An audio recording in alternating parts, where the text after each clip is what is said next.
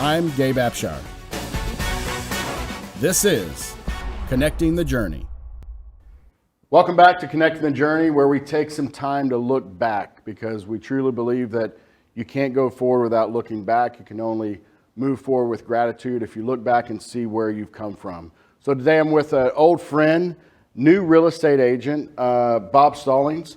Welcome to the show, Bob. Thanks for having me, Gabe. I appreciate it. So we've known each other for, we were talking earlier, so probably like 14, 15 years? I was probably going to go probably almost 20. I'm probably going to do 2003 on you, so probably 20. That would make sense, yeah. So we played golf back in the day when we had lots of time to play golf at Brookhaven, and had lots of fun rounds. And one great round we had was at Pinehurst back in, what year was that? Andrew was born in 09, so that had to be, probably 09. No, it would have been late 09 at Pinehurst. Correct.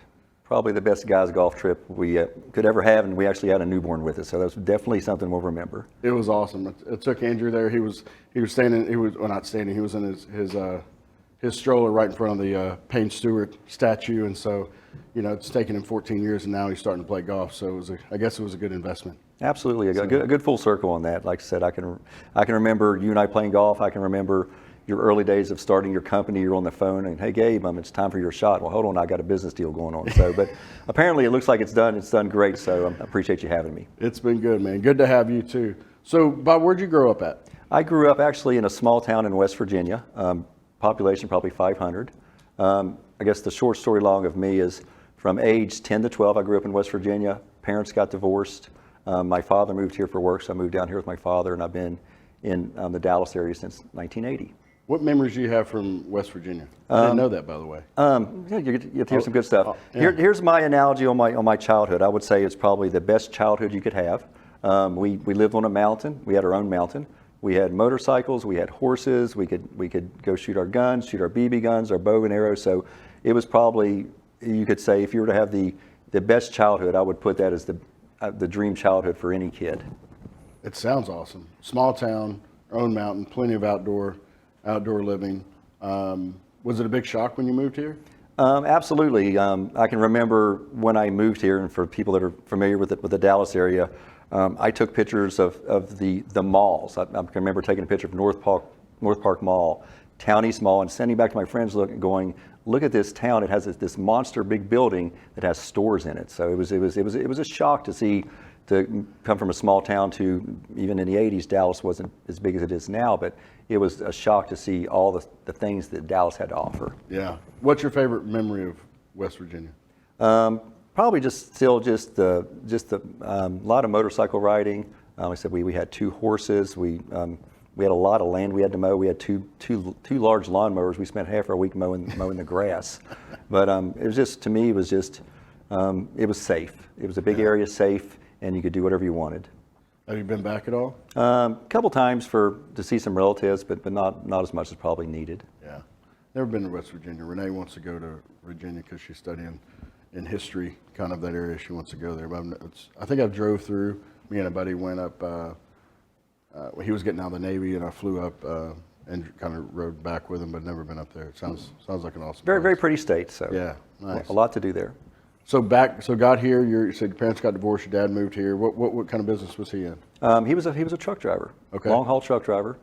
So he did that. Like I said, when I moved here, a lot of shock, I would say, just from even coming from even the school districts. The schools here were a lot harder. A school from where the whole county went with 500 kids total for one whole county to one school with 500 kids in a class. So big culture change on just a lot more people. What part of Dallas do you live in? I lived in Mesquite. Okay, all right. Well, you've seen some changes. The biggest question you always get from people when you say, you're from Mesquite, have you been to the rodeo? Yeah. So I did go to the rodeo a few times, but people always associate Mesquite with the rodeo. That's true. That is true. That's where my first job out of college was in Mesquite. Yeah. So moved down here with your dad. Big culture shock. What was school like? So you said you moved down here when you were 12? 12, 13 years old. 12, 13, so basically your high school years were, Right. were here. What high school did you go to? I went to actually the old Mesquite High School, the original Mesquite, the Skeeters. The Skeeters. I was a Skeeter.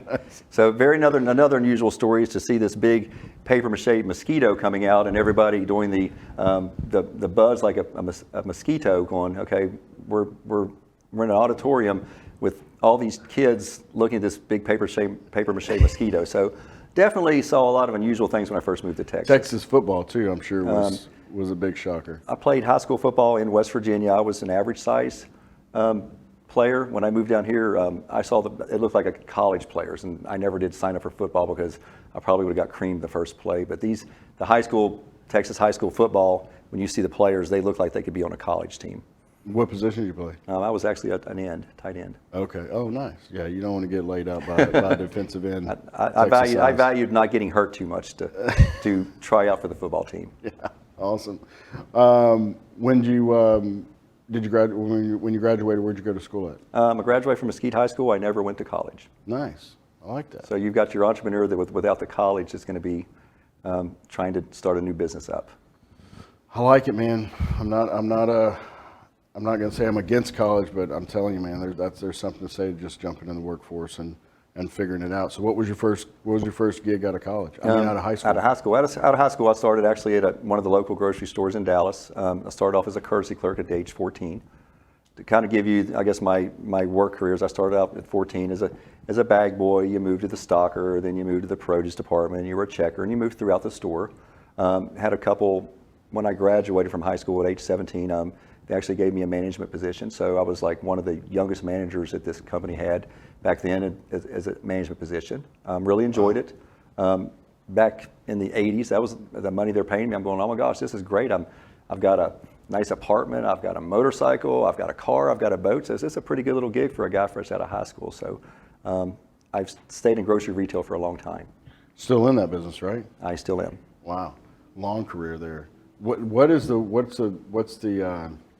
What's something that no one knows about the grocery business?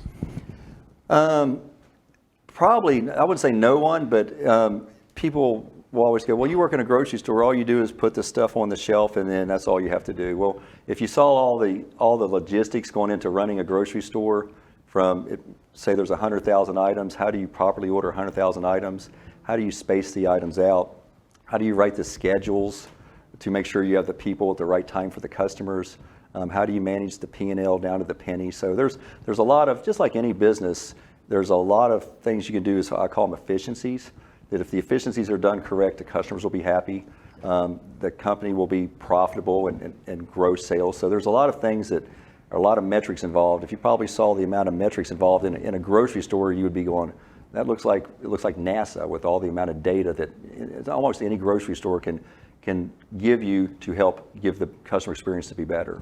Yeah, I mean, the thing that gets me is like what happens with all the meat that goes old, the produce that goes old, the milk, things like that. I mean, and just managing all those SKUs and shelf space, and then the layout. Is there some secrets to the layout of the grocery store, like why the milk is all the way in the back and the eggs are all the way in the back? Absolutely. So why do you think the milk's in the back of the store? Because you have to go all the way back there. Majority of the customers buy milk. Yeah. Okay, and they strategically put items in the store, and there's a lot of science involved. They strategically put things to get you to go through the entire store. So if the milk was at the front of the store, you might not have a chance of selling other items. A lot of your more profitable items, sometimes they might put them on the middle shelf because that's where your eyes are drawn to. So when you go look at that, a lot of people don't look on the top shelf. They might put the more profitable items on the middle of the shelf. Where's the value on the shelf, top or bottom? It varies. It could be both. Okay. And sometimes it might be based by the size of the item too. You don't want to put some big, heavy thing on the top shelf where somebody can hurt themselves. But there's a lot of strategy involved in data pulled on how fast something sells to where it goes, how much space it gets, and to your point is even on the meat piece. So if you don't buy really accurate on the meat, you lose the profit because it's or produce. It's the clock's ticking when it comes in the store. So how do you sell it to that customer, get it fresh, and make sure you sell it and not throw it in the trash can? There's a lot of science involved in that. I can imagine. What's your take on Instacart and food delivery? I think it's Has that great. been good for the stores, or? I think it's great. I've spent some time on the e-commerce side, the home delivery side. The beauty of it is it gives the customer that can't get out of the store. There might be, say you're a customer that can't get out of your house, it gives them a chance to order their groceries. So I think it's going to be the way of the future. It's no different. It's something that's new. The more that it evolves, it might be in 20 years, we might have 80% of our grocery orders being delivered. You never know. So it's an evolving thing, but it's another aspect for somebody to get something they can't get out of the store or get through the store. Did COVID really blow that up? Was the groundwork laid and then COVID came around that just went through the roof? COVID was the thing that sparked it. So when you're at home and you don't want to go in a grocery store because you don't want to get sick or get somebody sick, et cetera, or you've got children or whatever, COVID was the thing that sparked our e-commerce for anything. Yeah. No matter what it is, any type of retail or whatever you order. Of course, we see what Amazon has done, but in the grocery business, the thing that's amazed me from the data I've seen is COVID started the grocery industry or the home delivery, and it really hasn't went backwards, even though we're all out still shopping now. They're still doing as much volume now as what they were during the COVID times. It's very unusual. Yeah, so for us, we had talked about working from home, before, but COVID kind of forced us into it. It's been, we kind of haven't went back, and I think that kind of maybe was similar. The groundwork was there for the home delivery stuff, but COVID really just put some gasoline on it. Absolutely. The world's changed a lot. Yeah, I think it's a win for me, because if I can put what I want or my wife can put what she wants on the Instacart cart and it comes, because easily spend $20 or $30 walking back to get that milk. Absolutely. I mean, you walk by, oh, let me go and get this ice cream. Oh, let's go and get this. And look at the meat. Oh, let's go. It looks good. This, you know exactly what you want, and it comes to your house. And so I think it saves consumers time, but I think it also saves them money than just wandering around the store and picking stuff up. Oh, absolutely. And for a time-starved society, like I said, could be a single mother or a working mom. She can write that order. The groceries are there waiting. So it's a convenience that's going to make your life easier. Yeah. At the end of the day. Awesome. Well, so still in the grocery business, some capacity, and then you said a couple of months ago, or in January, decided to become a real estate agent. So I need to ask you that question, like, what were you thinking? Like, you've seen what's gone on in the past 18 months, like what made you say, this is going to be a good idea. Let me become a real estate agent in the amazing market we've got right now. Here's the beauty of that one. Well, you're not the first person to ask that question. So Sure. I said, short story long is I've been into grocery retail all my life. It's a business any way you look at it. I have a lot of friends that are real estate agents. I've been around real estate. I've been around buildings. I've been around remodels. So I understand the industry, but I don't understand the industry. But one of my passions has always been to be a real estate agent. People have always gone, hey, Bob, with your personality or your salesmanship, why are you not a real estate agent? I mean, this has been said many a times, but around the Christmas holidays, I made up my mind I was going to go to school and get my license. It took about 4 months to do that, to do the classes and everything. But here's my take on it. It's going to be something that I've always wanted to do, excuse me. But people do this in a younger part of their career, I'm kind of probably on the back nine of my career, my life. But I look at it as something that I've always wanted to do. So, you see the people that graduate from college when they're 70 or when they're 60 or something. So it's something for me that I've always wanted to do, and I finally dug in to do it. Probably the toughest time to be in real estate, absolutely. But with anything that happens in the world or throughout history, there's always going to be good times and bad times. Sure. So this probably right now versus 2 or 3 years ago, we were in the heyday back then when you have a house that's on the market and you get 50 offers and you sell it $100,000 above asking price. Well, now it's a struggle just to find a listing. It's a struggle to find a buyer, find a seller.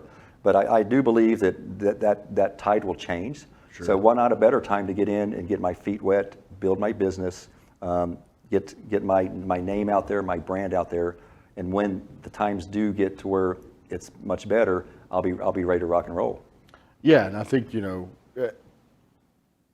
approach it like a business is 100% right. I think a lot of people get in the real estate industry and they think they're just going to jump in, but I mean it's a business just like anything else. You've got to put your your time in, you've got to build your processes and systems and relationships. And so, yeah, I mean, great companies are built in hard times. So instead of running away, you're running to it. So I think it's going to be a fun trip for you. It's going to be absolutely a fun trip. I was on a call the other day where they said probably in the next year, and don't quote Bob on this data, but they could see easily 30% of the real estate agents that are in the business now finding another career because they're not making any money. Yeah. And it's a tough business. You've heard the saying, you need to have 6 months worth of salary set aside. I think right now you might need to have a year's worth of savings set aside to be an agent now. But I'm a firm believer is there's always a low, there's always going to be a high. Yeah, for us, we obviously ride the tide of the real estate market a little bit, and we've rode it up for the last 8-9 years. And for us, it's just we're doubling down, focusing on partnerships, because it's not like the housing market's not going to come back. It's just when it's going to come back. And I think no one knows. There's a lot of good guesses and good estimates out there, but it's tough to call. But luckily we're in Texas and Dallas, and the markets will be strong here and should be bounced back soon, and you'll be in a good spot when it bounces back. Absolutely, you just have to ride out the storm, right? Yeah. What made you pick JPAR? JPAR has been one of our partners for a long time. So what made you pick that? You had the choice of any brokerage in Dallas. What made you pick JPAR? I've got a lot of friends that are real estate agents in different agencies, different brokerages, and so I did the sales pitch. So tell me why you would, or why Bob should work for your agency / brokerage or whatever. And I've got probably five of those questions were asked at different ones. I've got a friend that works at JPAR, and he said, hey, I've been there for 3 years. I've worked at probably 4 other agencies / brokerages, and by far the customer service is great, the culture is great, the training is great. It's just a great group of people. So I signed up with it, and through their mentorship program, through all the training that they've shown, I cannot say that everything has been flawless, and it's been a great asset to help me better my craft of selling houses or buying houses.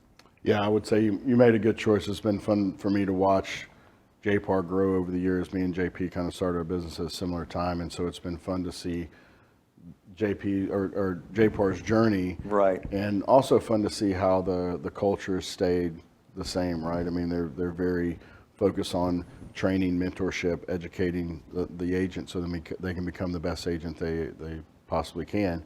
And just the support they have it's been really cool to see that. Absolutely. I mean, throughout my career, I've been fortunate to work for the world's largest retailer, and then probably the 5th largest.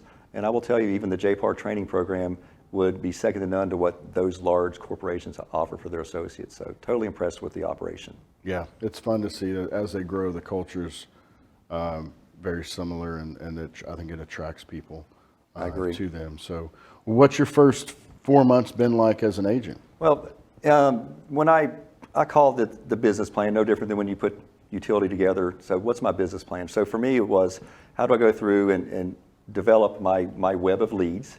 Mm-hmm. I've reached out to people that are wealthy and want to be house flippers.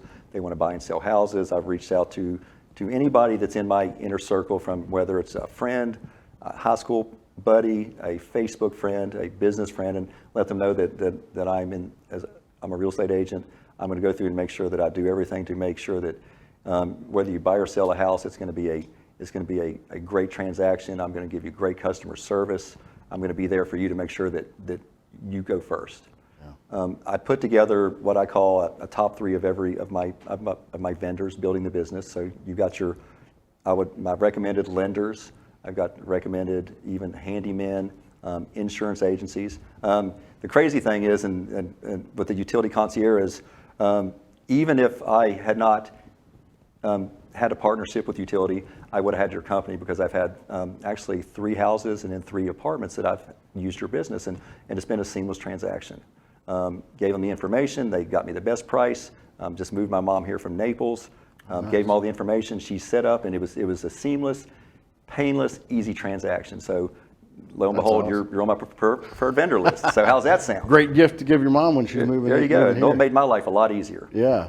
When did she move down? She moved here in last June. Moved her here from Naples, Florida. So okay. She's up in her years, and she needs her son to keep an eye on her. So She is not happy in Dallas leaving Naples, but she's close where we can keep an eye on her. Yeah, I bet you that was a tough sell. How long did it take you to get her to, until she committed to move? Well, I had to commit for her because she had fallen a few times, and I just wanted to make sure. I mean, she had a house there. We sold the house. Yeah. Had the movers come, and she's here. Like I said, it's not Naples, Florida, but and with the weather we're seeing today, she's probably wishing she was in Naples, Florida. I bet. Well, good to have her here. Is she pretty close to you? She's in the Arlington area, so I'm in the Plano area. She's in Arlington. Close to my daughter. My daughter is a nurse practitioner. So you can keep an eye on her. So it's working out great. Oh, nice, awesome. Well, what's been your biggest challenge? Well, I guess what's been your biggest challenge starting this in the time we're in, right? As a new agent in this market, what's been your biggest challenge? Well, the biggest challenge, I think, as a real estate agent, you've always got to have a way to how do I get leads? So leads results in transactions. Transactions is how you make your living, whether you're buying or selling. So how do you get a transaction? So 4 months in, I've had 2 transactions. There are almost 2 that I've just kind of fallen into through investors. But every day, I guess, when you're starting a new business, the mind's always wondering, how can I go through and grow this business? So I'm still making sure my true north is going to set up the business, market the business, get the leads, and take it from that point. But every day you're just thinking, how can I go through, whether it's through some type of website, through social media, how can you go through and develop those leads that turn into relationships? So that's probably the biggest challenge as a real estate agent is how do you get those? Yeah. What's been everyone's feedback as you're telling you're in the real estate space now? The same comment you just said. Why are you getting in the real estate business with the interest rates at 8% plus? Everybody's holding on to their houses. There's not a lot of buyers or sellers. It's quiet. Yeah. Of course, when you're in the fall, that's if you look at the data, that's probably when you see the least amount of houses for sale. People want to sell houses in spring, move kids to school for the following fall. So it'll pick up, of course, probably March, April next year, according to the historic data. Yeah. Like I said, Bob's the real estate agent in the toughest time in the slowest season, but I'm still ready to ride out the storm. Well, it'll be a good story to tell when you're successful. Right. So I think you're going to do great. And I would say also too, I mean, with your salesmanship, personality, connections, networking, it's going to be a good fit there. And you hopefully get to play more golf because that's my main goal. Sell some houses and play golf. So I probably might be we talked about this earlier, I might be one of I would call myself a pre-entrepreneur. So you're getting to see me at the beginning of a company where a lot of times you bring people in. It's more of when the company's been successful. So hopefully maybe in a year or 2 you'll have me back on as, okay, Bob, tell me about, we know about the beginning journey, so tell me about where you are now. Yeah. What made you, I always ask this question, like what made you jump and say that you want to be a realtor and go through that process? Like what was going through your mind? Kind of what fears did you have, and what were you thinking about when you pulled the trigger and said, I'm going to do this? Probably the biggest fear was just a schooling piece. So if you're understandable. Everybody, when you're younger, you absorb information a lot better. The older you get, the harder it is to retain or remember stuff. You might have experience, but probably my biggest struggle or fear was, oh my gosh, I'm going to take all these classes and do all this studying. And if I fail the test, I think after you fail the real estate test 3 times, you have to take the whole course over. So I did fail the state Texas test the first time, but they said that's very common. Sure. As far as from what I'm being told is, Texas is one of the harder states to get a real estate license in. So I failed it the first time, passed it the second time, but my fear was, oh my gosh, I've spent 4 months of just study, and if I fail on, believe try number 3, you've got to go through and take the whole thing over again. That was my anxiety. Yeah, I know our kids are in the thick of lots of homework and lots of schooling, and it's challenging to see what their workload is. And right. I'm trying to encourage them and give them advice, but in the back of my head, I'm like, I don't want to do that. Like that would freak me out, man. That's just not where I'm at right now in my life. So going back to school had to be a big challenge. Absolutely. Or like with your kids, if you're helping with your homework, you're going, gosh, I don't have a clue what this answer is. Yeah. I've never seen this before. Good luck on that one. Alexa's become a very good friend. Absolutely. It's amazing. Alexing Google is your friend, Dr. Google. Yeah. Well, Bob, look, thanks for spending the time with us. It's been interesting. We haven't caught up in a while. We haven't played golf in a while, and y'all were at our office doing